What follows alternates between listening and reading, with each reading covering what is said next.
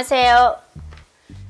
저는 문화평론하는 심진경이고요. 저도 문화평론을 하고 있는 전승민입니다.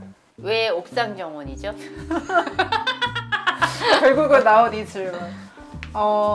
왜 옥상 정원이 도심 속에서 되게 삭막한 빌딩들 위에 타르타르 여러 식물들 키우고 또 작물 재배도 하고 거기서 위로도 받고 되게 소중한 공간이잖아요. 그래서 리액추 속에서도 뭔가 특별함을 살려보고자 옥상 정원이라는 아이디어를 내고 채택이 되었습니다. 네.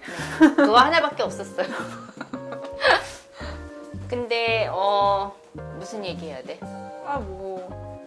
여성 문학이나 혹은 뭐 여성과 관련된 그런 주제들을 한번 클래식부터 최근 이슈에 이르기까지 되게 다양한 그런 주제들을 한번 다뤄보고 싶다. 그래서 한번 이 방송을 기획을 하게 됐습니다. 또 여성 문학이지만 동시대 한국 문학에는 국한되지 않는 아무래도 해외 문학 작품들도 많이 다루게 될 것 같고 네. 그렇습니다. 네. 저희가 이제 오늘 다루는 책에 대해서 얘기해야 돼? 그죠. 네. 그러면 저희가 오늘 다룰 버지니아 울프 너무 유명한 작가인데 그래도 간략하게 좀 소개를 해주신다면 어떤 작가일까요? 굳이 몇 년 뭐 생물 연대 그런 거는 얘기하지 않겠습니다. 다 아시겠죠? 네?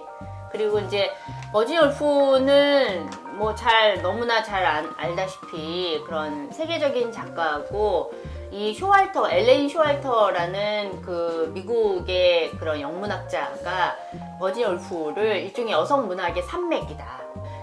자기 그 글에서는 엄청 버지니아 울프를 깠지만, 비판을 했지만, 어쨌든 그만큼 이 여성 문학사뿐만이 아니라 어떤 세계 문학사에서 정말 산맥 같은 그러한 존재감을 여전히 과시하는 그런 작가라고 할 수 있고, 일단 우리가 알고 있는 버지니아 울프는 사실 우리가 식민지 시대 여성 작가들에 대한 우리들의 이 정보라는 게 대체로 그 작가들의 어떠한 사생활과 관련된 그런 식의 스토리텔링에 많이 집중되어 있잖아요. 근데 버지니아 울프도 이제 어린 시절에 그런 이복 오빠들에게 그렇게 이제 성적인 학대를 당했다는 거라든가 아니면은 이제 결혼을 했는데 뭐 섹스리스한 결혼 생활을 했다든가 아니면 어떤 동성애의 이제 그러한 가능성에 대한 얘기, 그 다음에 자살로 생을 마감했다든가 그리고 이제 살아생전에 그 남편이 그 레너드 울프가 이제 호가스라고 하는 출판사를 이제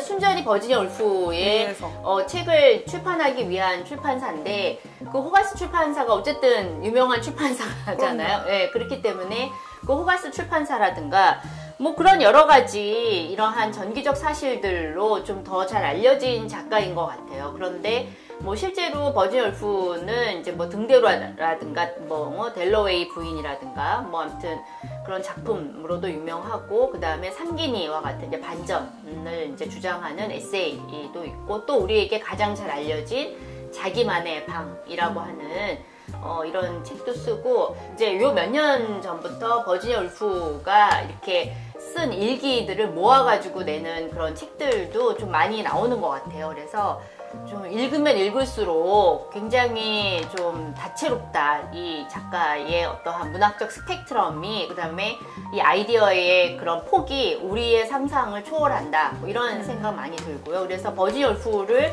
그냥 단순히 모더니스트다. 이렇게 한마디로 규정하기보다는 어떤 면에서는 또 이 사람이 활동가이기도 했거든요. 맞아요. 당시에 어떤 여성의 그런 여러 가지 직업이라든가 혹은 교육 문제라든가 이런 것에 대한 강연도 많이 하고 좀 반전 운동을 하는 활동가이기도 했고 또 어떻게 보면은 실제 여성의 삶의 변화에 또 관심을 많이 가진 또 리얼리스트이기도 했어요. 그래서 그러면서 또 부르주아이기도 하고 또 최근에는 오히려 이제 근대 가부장제적인 어떤 시스템을 해체하는 이제 포스트 모던한 작가라고 평가받기도 하고 그래서 이 모든 게 다 울프가 아닐까. 그래서 좀 우리가 어떤 한 사람을 그냥 우리가 막연하게 알고 있는 어떤 한 단면으로만 들여다보는 게 아니라 그냥 되게 여러 가지 그 대상을 접근하는 다양한 채널들이 있을 것 같아요. 그러니까 이게 단지 울프의 문제만은 아니고 좀 그런 식의 좀 어떤 한 작품이나 작가들을 이렇게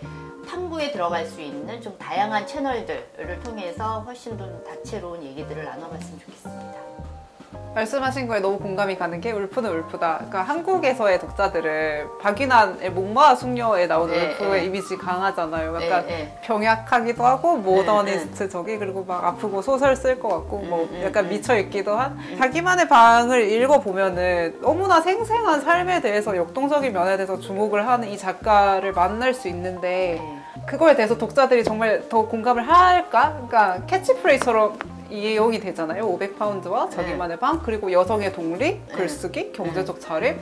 근데 그 이상으로는 더 왜 말이 안 되는 것 같지? 하는 아쉬움이 들어서 저희가 같이 좀 더 그 외의 면모들을 한번 파헤쳐 보면 좋겠다는 생각이 듭니다.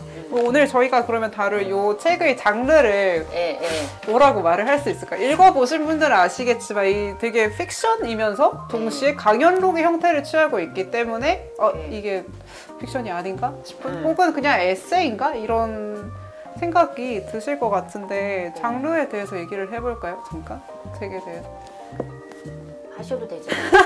왜 저한테 하라고 그래요?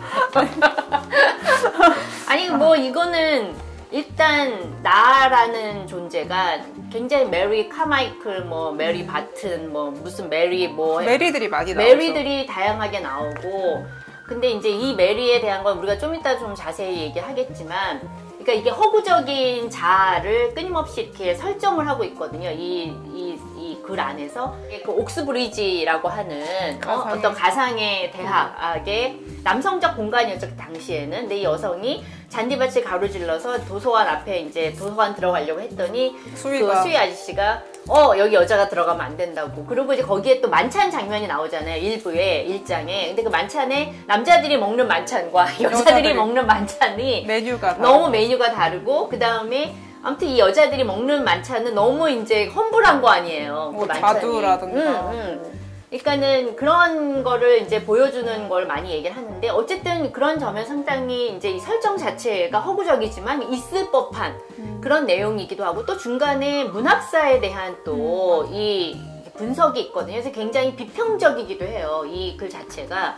비유라고 얘기해야 될까? 근데 이제 비유가 어떤 단선적 비유가 아니라 굉장히 어떤 열어놓는 어떠한 하나의 의미의 결론에 도달하지 않는 그 의미를 또 계속 의심하면서 열어놓는 그런 것이 울프한테는 굉장한 매력이 아닐까. 근데 여기 이 책에서도 굉장히 시적인데 굉장히 산문적인 그런 게 저는 울프의 장점인 것 같아요. 그래서 이 책을 보면은 문학사에서 이제 여성이 이제 왜 배제되었는지 또 거기에 이 일종의 액자 소설처럼 섹스피어에 이제 막 글을 쓰고 싶어 하는 그런 여동생이 있었다면 어떻게 됐을까라는 거를 이렇게 허구적으로 설정을 해가지고 이렇게 소설처럼 짧은 소설처럼 쓰고 있기도 하거든요. 그래서 되게 독특한 장르인 것 같아요. 이거 단순히 에세이라고 퉁치기 어려운 되게 다양한 그런 장르들, 관심사들이 이렇게 서로 얽혀 있으면서도 전혀 어색하지 않은 되게 물 흐르듯이 읽히는 그런 책이라고 생각합니다. 근데 또 쉽지는 않아서 말씀하신 것처럼 영국 문학사 예를 들면 브론테 자매에 대한 언급, 오스틴에 대한 제인 오스틴에 대한 뭐 이야기들, 셰익스피어에 대한 이런 많은 뭐라 그러죠? 인유? 알루전들이 있기 때문에 쉽지 않은 책. 그래서 아마 많은 독자들이 완독하기도 어렵고 의미를 다 캐치하기도 어려운데 저는 장르적인 특성을 그러니까 뽑자고 하자면 제일 첫 문장이 너무 인상적인 거예요. 저는 하지만 여성과 픽션에 대해 이야기하라고 했는데 내가 자기만의 방이라는 말을 꺼낸다면 도대체 그게 무슨 관련이 있느냐고 말하겠지요. 설명해 보도록 하지요. 라고 시작될 때 정말 저는 당혹스러웠거든요.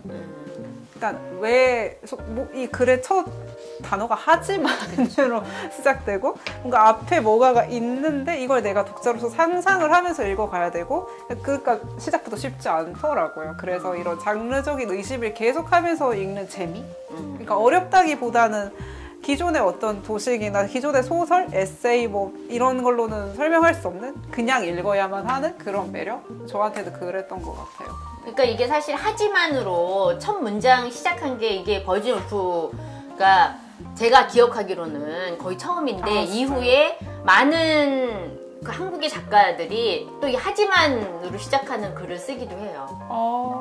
그러니까는 아까 버지니아 울프의 어떤 그런 캐릭터들이 되게 이제 특이한 독창적이잖아요. 네. 근데 좀 영향을 많이 영향을 받았다. 많이 좀 받는 게 아닌가. 그리고 문장 쓰는 우리가 또 나중에 요 이제 버지니아 울프 산문선에 대해서도 조금 얘기를 할 건데 요 산문도 보면은 문장들 시작이라든가 아니면은 이제 그 되게 솔직한데 시적인 맞아요. 그런 문장인 것 같아요. 그게 저는 울프의 강점인 것 같아요. 굉장히 솔직해요. 되게 흉내내기 어려운 네, 어떤 네.